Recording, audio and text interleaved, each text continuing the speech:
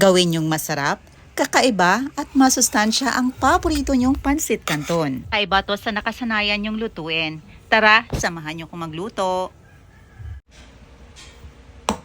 So sa recipe ito, gagamit tayo dito ng mga approximately 4 na pirasong large egg. I-crack lang natin ito at maglagay tayo ng mga pampalasa, ang ating pink Himalayan salt or rock salt. Meron din tayo ditong paprika at saka ground pepper. Ibati lang natin ito. Hihiwain na natin dito ang mga spices na ating gagamitin. Spring onion, red onion, garlic at saka bell pepper. Meron din tayo ditong carrots. Ni-slice na natin ito into matchsticks.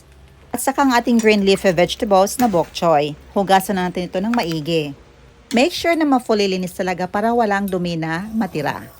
Ating pa naglagay tayo ng tubig. Magpapainit lang tayo ng tubig dito. Pagkatapos, lutuin na natin ang ating 4 na pirasong pansit canton. Cover and wait until na ma-half cook ito. Pagkatapos, buhusan natin ng tubig para ma-stop ang cooking time nito. Sa pag-isa naman ng ating mga spices, ginamit ko yung oil ng ating pansit canton. Ibuhos natin lahat yung 4 na pirasong sachet. Tahin ang mga spices, inuna natin ang red onion at saka garlic, bell pepper at carrots na din. Takpan lang natin ng mga ilang minuto until na maluto yung carrots. Pagkatapos i-add din natin ang ating mga bok choy. Takpan hanggang sa maluto ito. Huwag nating i-fully cook ito kasi masarap kung may crunchiness.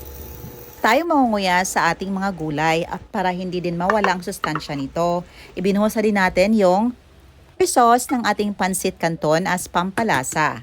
Since 2 piraso lang ang ating krinak, so nag-add ako dito ng 2 piraso pa. So a total of 4 pieces of large egg ang ating ginamit. Sa ating pan, iniligay ko ang naluto nating pansit canton at ibuhos na din yung binatil natin na itlog.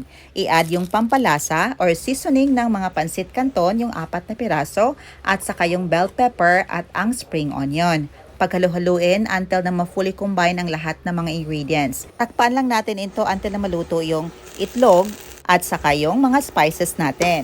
At kapag naging firm na ito, i-add na natin yung ating mga gulay na niluto kanina. I-top natin ito sa ibabaw.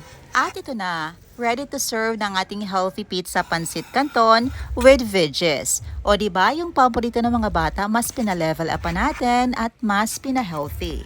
Ito na din ang baon ng aking anak sa school at bet na bet talaga niya. Ayan lang po, hoping niya subukan ng ating recipe. See you in my next vlog. God bless you all and stay safe everyone. Bye and enjoy!